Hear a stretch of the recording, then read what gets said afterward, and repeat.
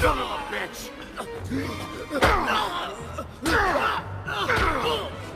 You learned how to pitch! That's what would help me! I can't believe I wasted $5 million of my hard-earned money on a piece of shit like you!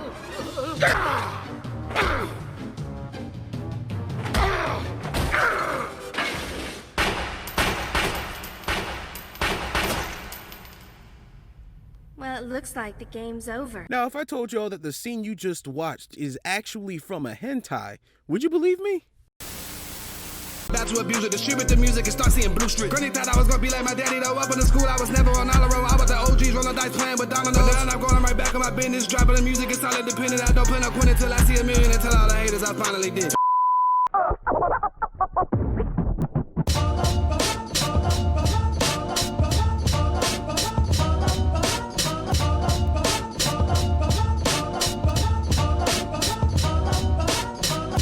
Mezzo Forte is a series of 2 hentai OVAs that were released in May and June of 2000 respectively. Now, if you live stateside, it was just released as one big old porno movie, or pornographic thriller as Wikipedia likes to say. However, pretty much every version of this movie that you'll be able to find publicly at least is not gonna have any porn in it at all pretty much. There's not gonna be any sex scenes or any hentai-ness. The reason for that being that it was never supposed to be a hentai in the first place. In fact, the only reason it is because the creator of the movie, Yasuomi Umetsu, halfway through production ran out of money.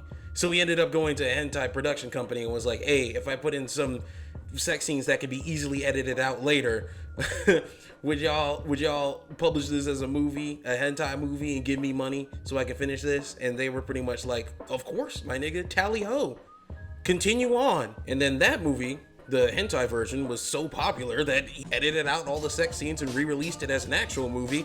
And then that movie did so well that he ended up getting a sequel anime series that was 24 episodes long called Mezzo DSA.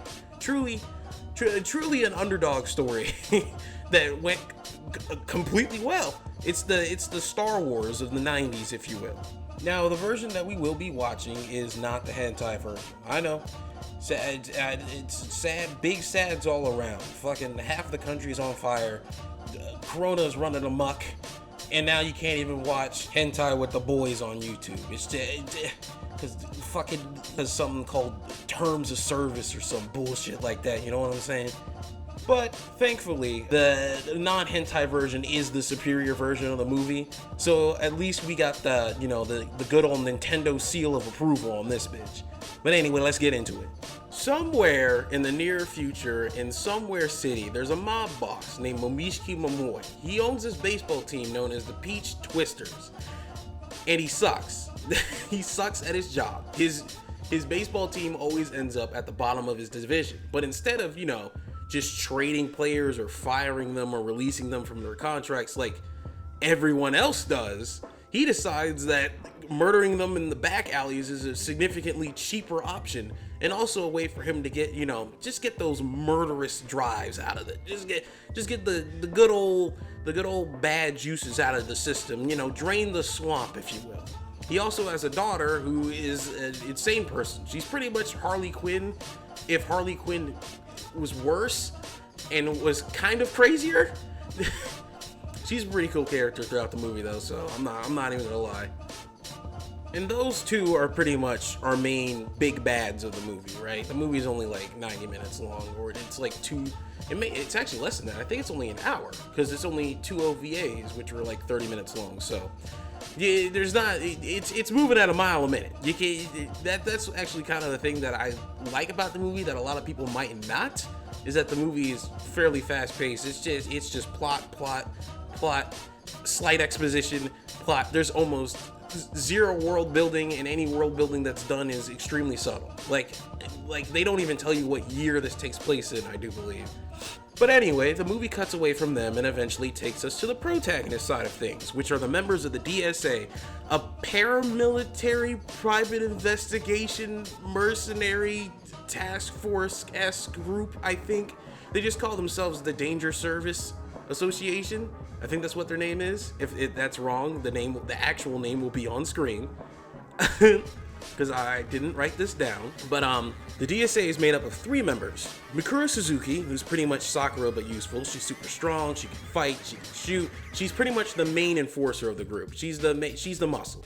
Next up, messed out Ichigo over here. His name is Tomohisa Harada. He's the main engineer of the group. He builds all their tech, all their little gadgets and shit, all their androids, whatever they need to use on a mission. He's also one of the fighters on the group, but he's more in a support role, kind of just helping Mikura out and making sure that she can, not get killed. And then finally, Berlizzi in the whip over here, his name is Kenichi Kurokawa. He's the ex-cop, ex-detective, the main leader of the group.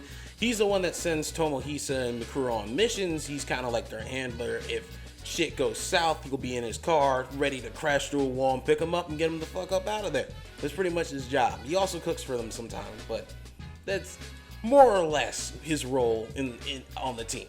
And pretty much, without going into spoilers, that's actually the gist of the movie. It's just the DSA, they get hired by a mysterious old man to go take down Momoe without being told who he is actually until after they capture him. And then antics ensue, action, violence, titties sometimes. Like that's the movie. That's the movie. But honestly, as simple as it is, it was very enjoyable. The animation is consistent. The art style is really good. I really like it, at least.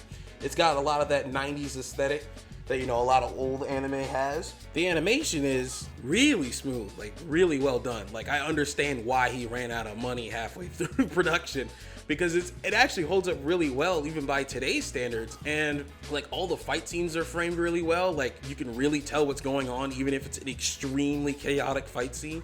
It's not that hard to keep track of who's doing what and when, which is something that I feel like a lot of fight scenes even nowadays have a hard time pulling off. But yeah, art style is good, animation's good. The voice acting, I would say, is good, and it's even the English dub, as cheesy as it was good for its own reasons. It was so fucking funny listening to that shit, cause it has that 90s charm, dude. Like, they were trying their best out here, man. It's like, it's not like good like the Yu Yu Hakusho dub is. Like, that's like actually good, but it has charm. Like, I would recommend watching it in both languages. It's not that long. Even if you're like, oh, I'm a dub only, oh, I'm a sub only type of person, I would recommend watching it in both. It's a really similar experience, but each one is like definitely definitive in its own way. Like, the English dub, even thinking about it now, is just, that was such a great fucking watch. But yeah, I don't want to spoil too much. I really, really highly recommend this movie. It's really good. Even if it has a few problems, like with the world building itself, I'm pretty sure that they get solved in the anime. But, you can't judge that based on the fact that it got a sequel anime, because when he made the movie, he didn't know if he was getting a sequel anime. So, it gets a few demerits for not really explaining the world as much as it could, or why one of the characters has a precognition ability that's not really explained. But the characters and the interactions amongst each other in this movie itself, as is, are all really good. Like, a lot of the story is actually explained in conversation and not in exposition, which I like. There's a lot of subtleties in their relationships, like whether it's the banter the DSA has amongst themselves, or how Momoe talks to his daughter when compared to everybody else, or how, subtle actions. Even like just this scene of Mikura falling asleep in the car and Kurokawa just petting her on the head. Like, just that proves that shows me their relationship is established, and I don't need to hear all the ins and outs of it because it's believable. There's a little exposition here and there, but it's one and done. It's very quick. It's not like, the classic "as we all know" speech as we go into 20 minutes of exposition. It's not like that. And yeah, I just highly recommend it. I just wanted to talk about it because I feel like people have seen memes of it, especially the the bowling alley scene, which I think everyone's seen, but I don't think enough people they haven't given it a chance. And I honestly believe it deserves a chance. So that's why I talked about it for 10 minutes.